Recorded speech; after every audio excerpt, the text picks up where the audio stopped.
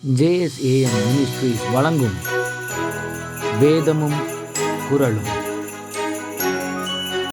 இன்றைய வேதவசனம்: நாசியிலே சுவாசமுள்ள மனுஷனை நம்புவதை விட்டுவிடுங்கள், எண்ணப்படுவதற்கு அவன் எம்மாத்திரம்.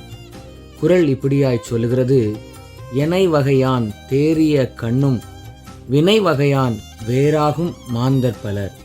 இதனுடைய விளக்கம் என்னவெனில், எவ்வளவுதான் வழிமுறைகளை ஆராய்ந்து தெளிந்து தேர்ந்தெடுத்தாலும் செயல்படும் பொழுது வேறுபடுகின்றவர்கள் பலர் இருப்பர்.